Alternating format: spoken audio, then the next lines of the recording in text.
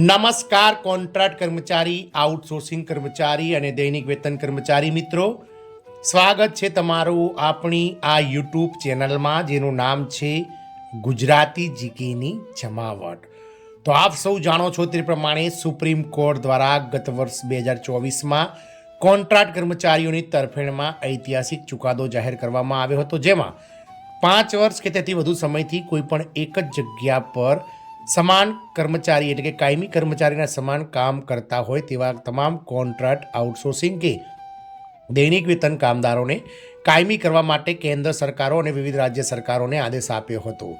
ત્યારબાદ ગત રોજ એટલે કે ગત 29 નવેમ્બરના રોજ કેન્દ્ર સરકાર દ્વારા જે જૂના 29 જેટલા શ્રમ કાયદાઓ હતા તે ભારત સરકારના શ્રમ અને રોજગાર વિભાગ દ્વારા તેને મર્જ કરી અને 4 નવા શ્રમ કાયદાઓ બનાવવામાં આવ્યા છે. આનાથી કોન્ટ્રાક્ટ કર્મચારીઓને પણ હવે કાયમી સરકારી કર્મચારીઓ જેવી તમામ ફાયદાઓ અને લાભો મળશે તેવી મહત્વની જાહેરાત કરવામાં આવી છે. તો જાણીશું આજના વિડીયોમાં વિગતવાર કે નવા શ્રમ કાયદાઓ આવતા જે કોન્ટ્રાક્ટ કર્મચારીઓ છે તેમને કાયમી કર્મચારીઓ જેવા કેવા લાભો મળશે અને શું છે આ બાબતે તમામ માહિતી તેને લઈ અને વિડીયોમાં વિગતવાર ચર્ચા કરીશું.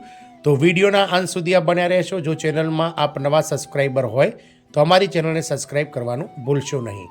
તો કોન્ટ્રાક્ટ કર્મચારીઓને પણ હવે કાયમી નોકરિયાતો એટલે કે કાયમી કર્મચારીઓની જેમ તમામ ફાયદાઓ મળશે. નવા શ્રમ કાયદાઓ અમલી બન્યા છે. તો કેન્દ્ર સરકાર તરફથી ગતરોજ શ્રમ કાયદામાં મોટા ફેરફારો અને સુધારાઓની જાહેરાત કરવામાં આવી છે. આ હેઠળ કેન્દ્રીય શ્રમ મંત્રાલયે કુલ 29 જેટલા જૂના શ્રમ કાયદાઓને ઘટાડીને માત્ર 4 કોડ જે છે તે સીમિત કર્યા છે. એટલે કે 4 અલગ અલગ વિભાગોમાં 29 કાયદાઓને જે છે તે વહેંચી નાખવામાં આવ્યા છે. ભારત સરકારના શ્રમ અને રોજગાર મંત્રાલય મુજબ આ નવા કોડથી દેશના તમામ શ્રમિકો, જે અનૌપચારિક સેક્ટર, ગીગ વર્કર્સ, પ્રવાસી મજૂરો અને મહિલાઓ સહિતને બહેતર વેતન, સામાજિક સુરક્ષા અને સ્વાસ્થ્ય સુરક્ષાની ગેરંટી મળશે. શ્રમ કાયદામાં લાગુ કરાયેલા સુધારાઓમાં એક મહત્વનો ફેરફાર ગ્રેજ્યુટી સાથે પણ જોડાયેલો છે. આ હેઠળ હવે 1 વર્ષની સેવા પર પણ ગ્રેજ્યુટીનો લાભ મળી શકશે. શ્રમ અધિનિયમમાં લાગુ કરવામાં આવી રહેલા સુધારાઓમાં ગ્રેજ્યુટીનો નિયમ એટલા માટે ખાસ છે કારણ કે અત્યાર સુધી સામાન્ય રીતે કોઈપણ સંસ્થામાં સતત 5 વર્ષની સેવા પૂરી કર્યા પછી જ તેનો લાભ મળતો હતો, પરંતુ સરકારે હવે સ્પષ્ટ કર્યું છે કે ફિક્સ્ડ ટર્મ કર્મચારીઓ એટલે કે એફટીઈને પણ 5 વર્ષની રાહ જોવી પડશે નહીં અને માત્ર 1 વર્ષ કામ કર્યા પછી જ ગ્રેજ્યુટીનો ફાયદો આ ફિક્સ્ડ ટર્મ કર્મચારીઓને મળી શકશે.